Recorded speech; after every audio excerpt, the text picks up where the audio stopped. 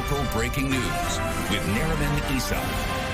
Good evening. City councilors are on day 3 of hearing from the public on the explosion of infill houses and multiplexes in the 18 months since the new zoning bylaw began. CTV's Jeremy Thompson reports the proposed changes represent a compromise not everyone wants. Win Shepka. Nope. 3 days into the public hearing on infill housing rules, council chambers are looking less crowded. Fewer and fewer of the 150-plus Edmontonians registered are answering as the mayor calls their names to speak. Alex Yang, remote 100%, no. Many of those who had the stamina and free time to wait until day 3 gave their thoughts over video call. Even 5 councillors attended the hearing virtually. Despite the apparent drop in interest, Mayor Amarjeet Sohi says the discussion remains important as ever, especially for mature neighborhoods. Where we have seen population decline, where we have seen, decline of, corner store businesses, decline of school enrollments. So this is really about how we build a better future. Infill homes and especially multiplexes are popping up in mature neighborhoods, projects made easier by the new zoning that kicked in last year. This bylaw and this council will go down in history as responsible for the destruction of this city and the character of our neighborhoods. Loss of trees, sunlight, parking, and privacy.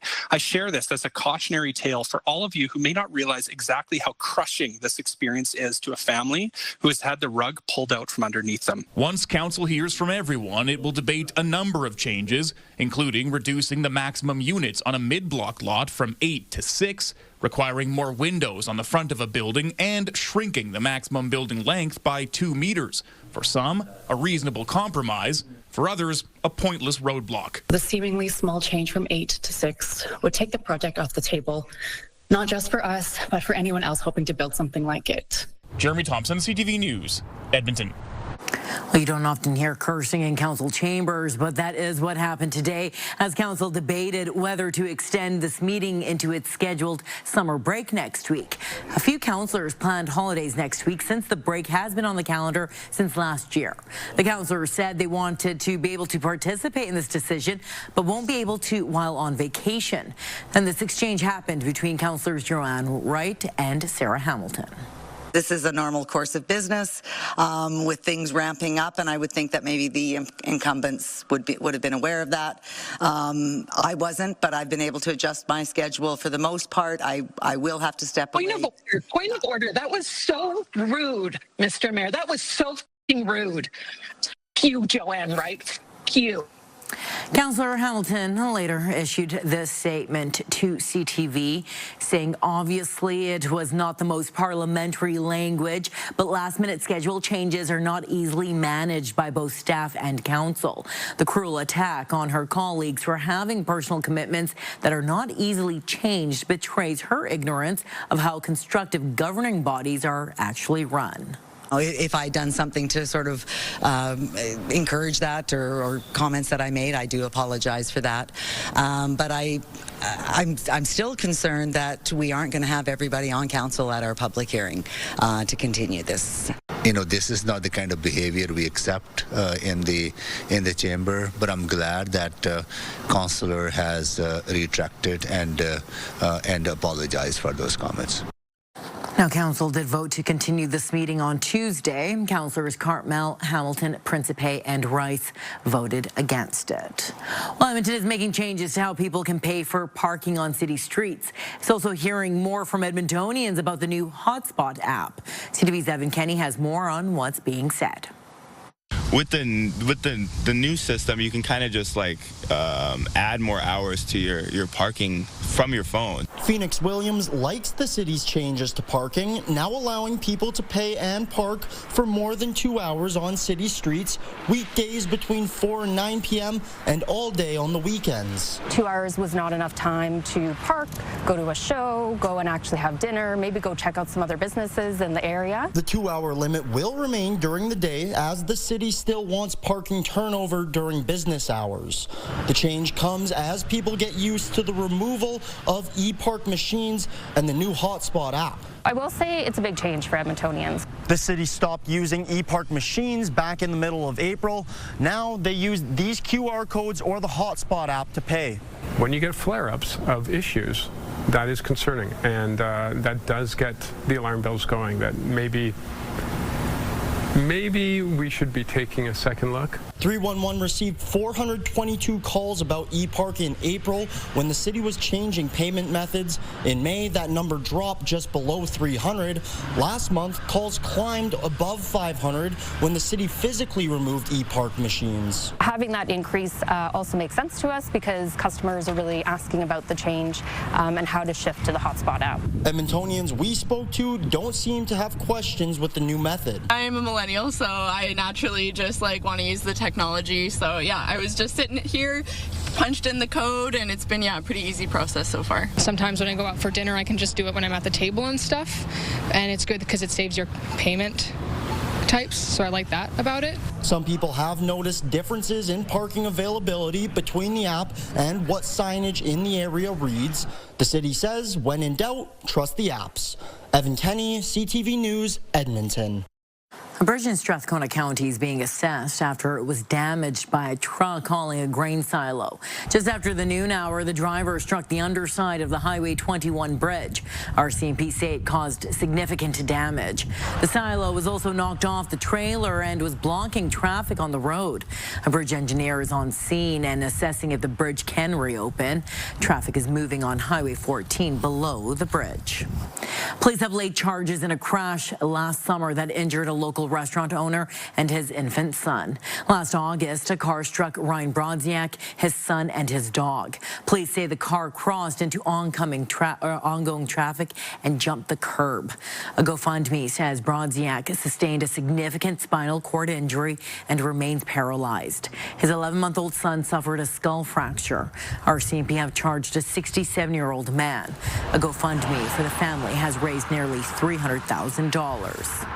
A local man convicted of killing a 7-year-old girl with scissors has had his appeal dismissed. David Moss was found guilty of second-degree murder in the 2020 stabbing death of Bella DeRosier. Moss was a friend of DeRosier's mother and was staying at their house at the time. At trial, Moss admitted to the killing, but argued he was not criminally responsible. He appealed the trial judge's ruling, arguing again that he should not have been found criminally responsible due to a mental disorder, or that he should have been convicted of a lesser charge. The Court of Appeal of Alberta denied the request, saying that Moss failed to disclose any reviewable error. Alberta's new referendum rules are now in effect. Starting today, the new threshold to hold a referendum will be 177,000 signatures collected within 4 months. The Premier has talked about separatist sentiment being a big reason for the move.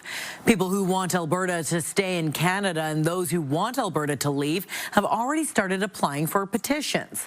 Smith has said she wants Alberta to stay in Canada and is blaming federal policies for the separatist sentiment.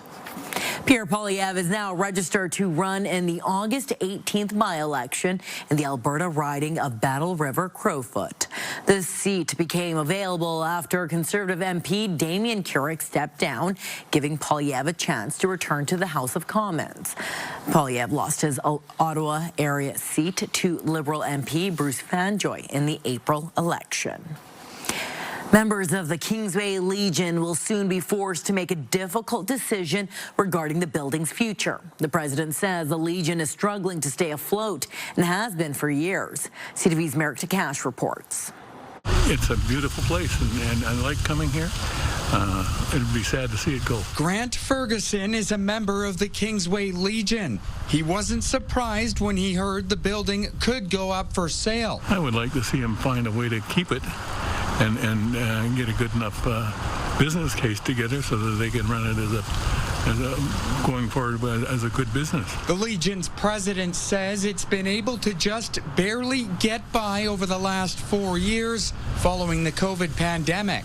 I mean, if we sold this place, we'd probably be able to buy another one and still have some money in the bank and not be mortgage poor. Earlier this week, the Legion sent letters to its membership of more than 1,000, notifying them of a meeting on July 29th where a vote will take place. One option is leasing half the building to bring in more money. The other is putting the building up for sale and finding a smaller, more affordable property. We're keeping our head afloat right now, but we're looking down the road too, and we can't keep going like this where we're just barely making things meet. The Legion has tried to hold more fundraising events, however, that hasn't translated financially. You know, we can't have an event every week and expect it to fill every time because we just don't have the, you know, with an older clientele, you're not going to get that. Members still have plenty of questions ahead of the meeting. What part are you going to split off? If you tear it down, what's going to be built in here? Where are you going to build a new one? Ferguson and other members will cast a vote here at the Legion in just over 3 weeks. Merrick Takash, CTV News, Edmonton. Shania Twain helped kick off the Calgary Stampede today as parade marshal. This is so wonderful. It really is an honor. And the spirit of the West is alive and well here in Calgary. And everywhere I go in the world, they still love Canadians. Roughly 300,000 people lined the streets of downtown Calgary for the parade. The Conference Board of Canada says the 10-day event brings in just under $300 million to the local economy. Well, nearly 1.5 million people are expected to pour through the Stampede gates over the next 10 days. And with measles cases rising in our province, doctors are warning particular people to be careful. CTV's Jacqueline Wilson explains. Whether it's a packed parade, midway, or indoor Stampede event, people are everywhere, and that might include people infected with measles, a highly contagious virus that can remain in the air for a couple of hours. Measles is world-class in its ability to infect people with relatively minor amounts of contact. So I think the question would be more, where couldn't you get it at the Stampede? And the answer to that is probably outside, probably in rides where, you know, there's a lot of movement. Dr. Talbot says Stampede checks the boxes for potentially being a super spreader event as Alberta experiences an outbreak. One, you need to have a highly infectious virus, and measles qualifies for that.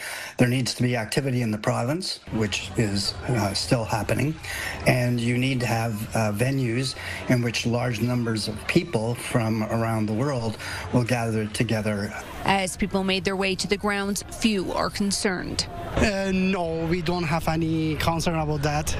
We're okay, I think. Didn't even think about it. No, not really. They've all been vaccinated, so that's probably part of it. No, because I've been vaccinated. The most recent reporting shows there are 11 new cases of measles in Alberta, bringing the total to 1,190. We are concerned that there will be broader measles spread, and in particular, people from either regions of the province that haven't had measles yet or other parts of Canada or internationally. While the risk to fully vaccinated adults is relatively low, it's those who are not vaccinated, pregnant, under 5 years old, or immunocompromised who should be careful. The individual risk is relatively low, especially if you're fully vaccinated.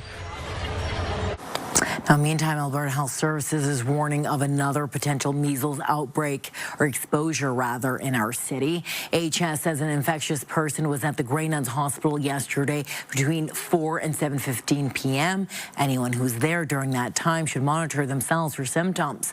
HS says if symptoms do develop, you should stay home and call the measles hotline before visiting a healthcare facility. Well, the managing partner for the Energy City Cactus Rat says frustrated season ticket holders will not receive a refund. Multiple season ticket holders have demanded refunds because they expected home games to be played in the team's new ballpark in Spruce Grove. The ballpark is still under construction. Ticket holders shared emails with CTV News that said they were put on a refund list. The team's managing partner, Pat Cassidy, says that was just an internal list to keep track of people who asked for their money back. He says it's league policy to not issue refunds, and fans will only get credits for future games. But I can almost guarantee you that nobody was ever necessarily promised a refund. We try not to do that. In the sports and entertainment industry, you basically, pay it forward. Game's rained out, we give you a rain check. Cassidy also told CTV News a 540-unit self-storage space is going to be built underneath the ballpark's concourse. Well, coming up next, the city is looking for your help to protect our city's trees. One of the things that we can do to help stop the spread of Dutch elm disease is to know the signs. Good evening, folks. A decent start to the weekend with temperatures up to about 22 Saturday afternoon, and then chance of some thunderstorms Saturday night, and some showers or periods of rain on Sunday, especially through the morning hours. Full look at that and the rest of your forecast in just a few minutes. As opioid-related deaths hit a new high in Edmonton, police are warning about an increase in Carfentanyl being detected in street drugs. It is a very minuscule amount. I mean, it's smaller than what you would need in the previous, when we talked about fentanyl. The province says Carfentanyl is 100 times more potent than fentanyl. It says that drug was involved in 70% of opioid deaths in Edmonton during the first 3 months of this year. March had the highest number of opioid-related deaths in Edmonton since the province started collecting that data nearly 10 years ago. Ottawa is spending almost $22 million on Alberta-based carbon capture, utilization, and storage technologies.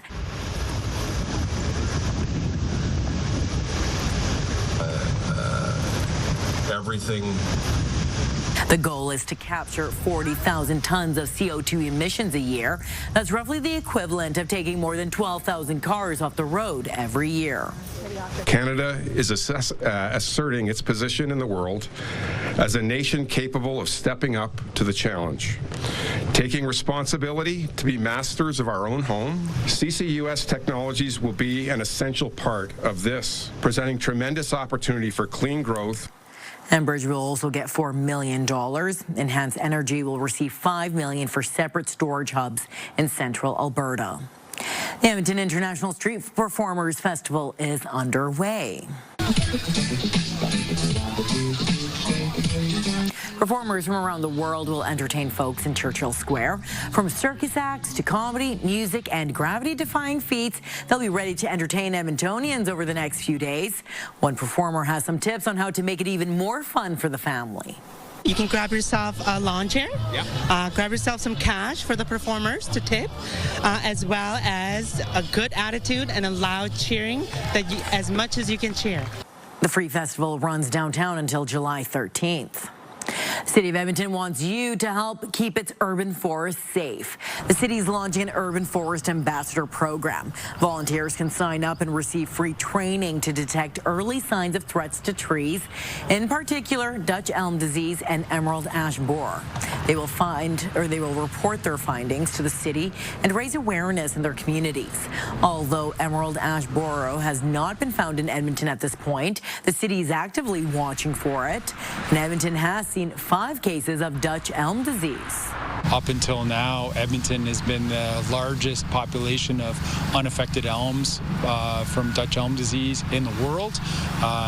We were prepared for it. It just seemed a matter of when it would arrive, not if.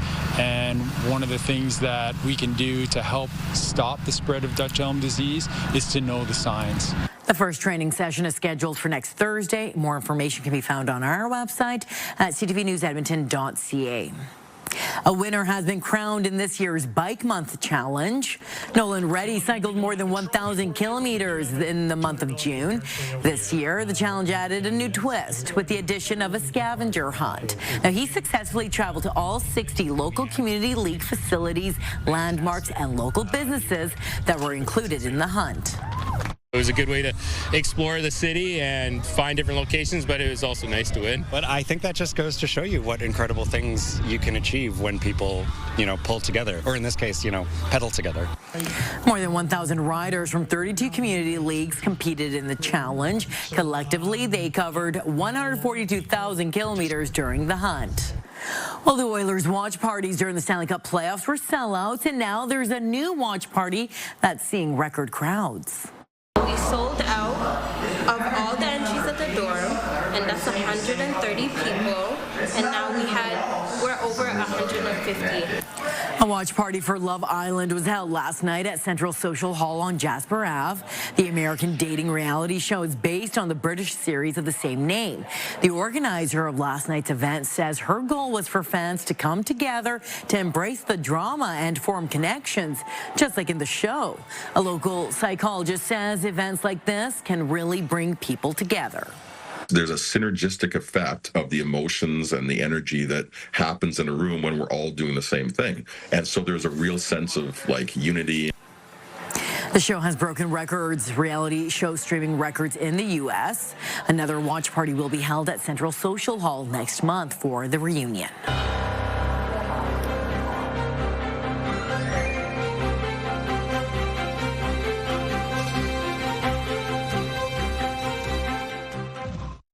Programming brought to you by James H. Brown Injury Lawyers, the heavy hitters of injury law. Welcome back. As we mentioned earlier in the newscast, a nice start to the weekend. We'll get some sunshine tomorrow morning in Edmonton, across north central Alberta. A few scattered showers here across northeastern sections and some rain in southern Alberta. And then we'll watch through the afternoon hours tomorrow. There's an area right here where you have a chance of thunderstorms, potentially some severe thunderstorms, and across the north, a risk of severe thunderstorms late afternoon and into the evening hours.